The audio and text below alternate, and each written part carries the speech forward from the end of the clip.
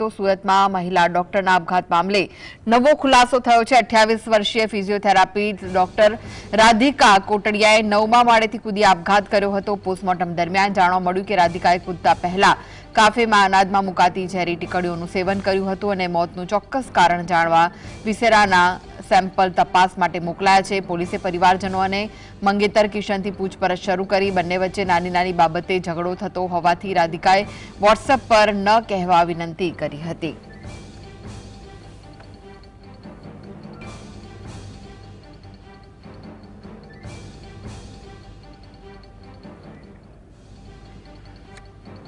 તો physiotherapist doctor Radhika કોટડિયાએ 9મા માળેથી કૂદી આપઘાત કરી લીધો હતો અને પોસ્ટમોર્ટમ દરમિયાન જાણવા મળ્યું છે કે રાધિકાએ કૂદતા પહેલા કાફેમાં અનાજમાં મુકાતી ઝેરી ટીકડીઓનું સેવન કર્યું હતું।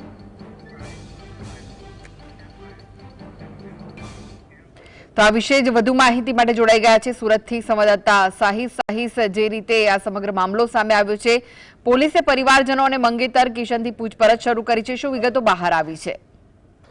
બિલકુલ તે ચોક્કસપણે જે રીતના ઘટના સરસાણા વિસ્તારમાંથી સામે આવી હતી। સરસાણા વિસ્તારમાં આવેલા એક કોમ્પ્લેક્સના 9મા માળે ચાય પાર્ટનર કેફે આવેલું છે અને ત્યાં ડોક્ટર રાધિકા દ્વારા 9મા માળેથી કૂદી આપઘાત કરી લેવામાં આવ્યો હતો। સમગ્ર ઘટના ખૂબ જ ચર્ચાનો હતો અને તેને લઈને સ્થાનિક પોલીસે તપાસના ધમધમાટ શરૂ કરી દેવામાં આવ્યા હતા। ગતરોજ જ્યારે ઘટના બની હતી ત્યારે ડોક્ટર રાધિકાને પોસ્ટમોર્ટમ અર્થે સ્મિમેર હોસ્પિટલ ખસેડવામાં આવ્યા હતા, પરંતુ આજ રોજ પોસ્ટમોર્ટમની અંદર ચોંકાવનારો ખુલાસો સામે આવ્યો છે। આપઘાત કરતા પહેલા રાધિકા દ્વારા અનાજમાં નાખવાની ટીકડીઓ ખાધી હતી અને ત્યારબાદ 9મા માળેથી આપઘાત કરી લેવામાં આવ્યો હતો એવું પોસ્ટમોર્ટમના પીએમ ની અંદર જાણવા મળી રહ્યું છે અને સ્થાનિક પોલીસે હવે પરિવારજનો અને ખાસ કરીને મંગેતર કિશનની પૂછપરછ કરવામાં આવી રહી છે। મોબાઈલ જપ્ત કરવામાં આવ્યો છે। ડોક્ટર રાધિકાના મોબાઈલમાંથી કેટલાક વોટ્સએપ ચેટ પણ મળી આવ્યા છે અને ચેટને લઈને પણ પોલીસે હવે ચક્રો ગતિમાન કર્યા છે।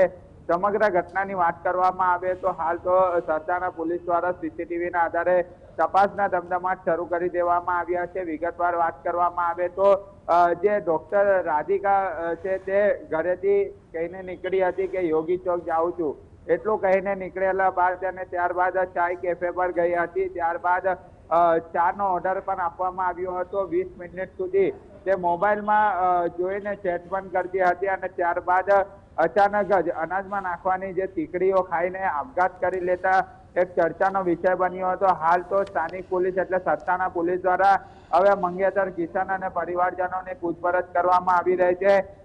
જે મંગેતરે કહ્યું કે નાની નાની બાબત વિશે પેરેન્ટ્સને ન કહેવાય એવું રાધિકાએ પણ કહ્યું હતું। પોલીસને રાધિકા અને કિશનની વોટ્સએપ ચેટ પણ મળી આવી છે।